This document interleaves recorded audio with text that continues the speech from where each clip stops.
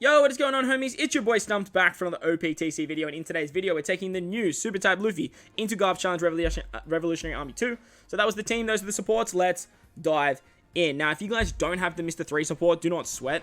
You can easily replace the Mr. 3 support with the Quickbeard unit. The Legend Quickbeard can remove 3 turns of Despair. If you guys are missing Brule, you can use the Rayleigh support on Luffy, but this particular team is more of a speed team for Revolutionary Army 2, so I was looking at getting through as quickly as possible. The direct replacement for Mr. 3 is Quickbeard, so if you do have Brule, you will be able to put this together.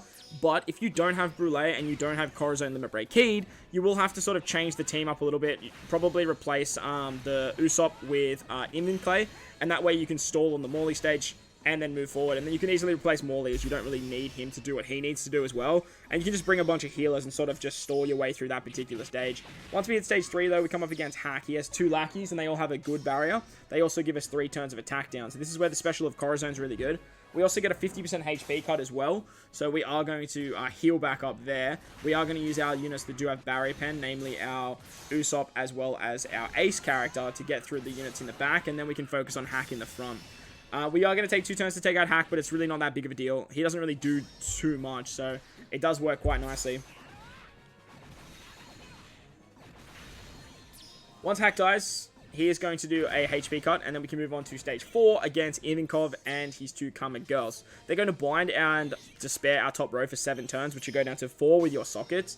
And this is why having the Nami support on Usopp's really good. If you are using Deadbeard, you can obviously easily remove 3 turns of the Despair, and then with Nami we can remove the other 2. As I mentioned though, you can use the Rayleigh support to remove the rest of the Despair here. That is another option for you as well. But like I said, having the Wano Law support on Corazon, having the Brule support on our Luffy, as well as having Corazon Limit Break keyed, is just going to help us out drastically when it comes to speed running this particular content.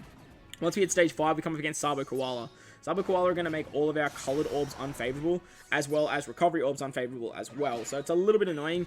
If you are doing the same strat as me, you are going to have like a full board of matching orbs, so you're going to have all unfavorable.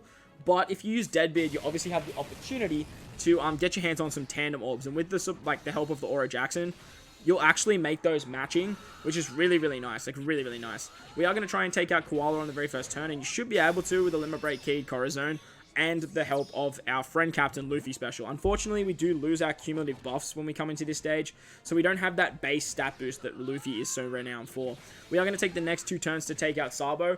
I'm just going to sort of stall on my Luffy characters to sort of get some orb rotation, as I do actually have matching orbs on the rest of my strength characters, and that will be enough to take out Sabo. Luffy increases the chance of landing on recovery orbs, so just be mindful of that as well. As he makes recovery orbs matching, you can actually get a lot of damage and a lot of healing just by hitting your perfects, as he can heal. He has the Big Mom effect where he can heal as well as hit perfects. Once we hit the Morley stage, we are going to use our Morley special to basically get around this. The Colosseum Morley is actually just like built for this particular stage. It's just so damn funny. He can remove the threshold and the 5 turns of resilience and actually halve the defense, which is actually really, really nice. Because he halves the defense and then gives us the conditional boost against defense down, we can get this for 3 turns, and he also gives us that perfect buff that if we hit, I think it's 4 perfects, we're going to set the defense to 0 on the very next turn.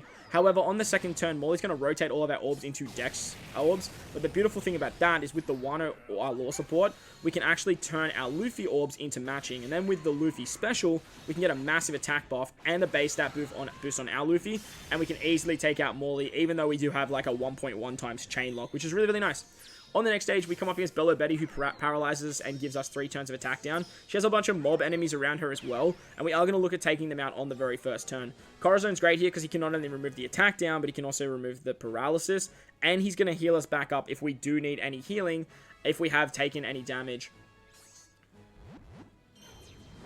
Once we've done that, we're going to take out the mob enemies around the outside, and then we are going to focus on Bello Betty in the middle. Don't stress if you can't kill Bello Betty in 2 turns too. She just resummons the girls around the outside. She does hit fairly hard as she does have an attack boost, but like I said, Luffy has that ability to land on extra recovery orbs, so you may get lucky with your orb rolls moving forward. You can still hit your perfect, so you can still output a lot of damage, and that way you can actually get a lot of healing back as well. On the second turn, as you guys will see here, just with our natural orb roll, we can easily take out Bello Betty. No issues whatsoever. And that way we can move on to the Lindbergh stage. Now against Lindbergh, he is going to blind our top and bottom right and our middle left, as well as give us 4 turns of paralysis. This particular stage is stereotypically quite annoying, but with the Aura Jackson, we can actually remove 2 turns of the paralysis, and then we can actually stall out the next 2 turns.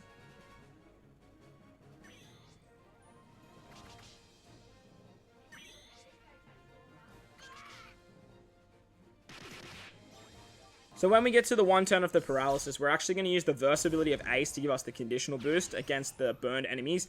And then we can actually use the Usopp special to remove the blind. Unfortunately, we are going to have to stall out 1 more turn here. So then that way we can actually get around that paralysis. But don't stress, because Lindbergh wasn't doing anything until that 3rd turn besides double attack. And we have enough HP here to actually just tank the shots.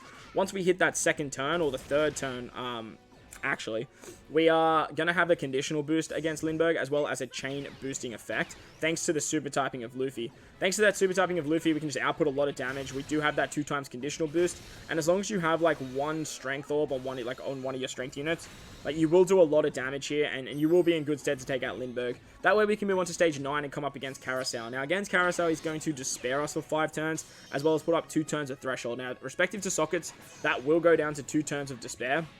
And you can actually use this time to try and farm up your Verse Ace ability. Now, if you can't farm up your Verse Ace ability, don't stress too much because of the support of Brûlée. The support of Brûlée helps out drastically here, as she can actually get around the block orbs on the final stage. Luffy obviously increases the chance of landing on recovery orbs, so when the despair goes away on this particular turn, you can get pretty lucky with a bunch of recovery orbs. However, after the 3rd turn, Carousel is going to put up the 2 turns of threshold again, as well as despair your captains once again. But ideally what we want to do on this particular stage is actually take out Carousel, and that way we can move on. We're going to use one of our Luffy specials here, and we can use the Morley special once again for the conditional. We are going to use the chain buff mechanic that Luffy can provide. But as you guys will see here, I got fairly lucky with my orb roll. But if you need to, you've got 1 more turn sitting there for Corazon, and you can easily just stall that 1 turn with a little bit of help from pinch healing, the Aura Jackson, and those recovery orbs that Luffy can provide. Once we hit the final stage against Sabo Koala, they wipe away all our positive buffs. They give us a full board of block orbs, and they reduce our healing drastically, and they only let us use 2 specials. The downside to only using 2 specials is that, well, it's really not a downside for this particular team, but what you can do here is you can use the special of Ace to get an orb boost. You can use the Luffy special to get a base stat boost and an attack buff, and then you can take out Sabo Koala. With the final tap of Luffy, you can do some shenanigans as well, basically just getting that chain up and then just relying on the final tap to just turn that orb into a Wano orb. But as you can see with this sort of setup, he just does so much goddamn Unga Bunga damage. But that was the Revolutionary Army 2 Luffy showcase. I hope you guys enjoyed this one. If you did, make sure to go down there and belt the like button for me if you're new to the channel. Hit that big red subscribe button too. But guys, wherever you are in this beautiful world, please remember to enjoy the rest of your day.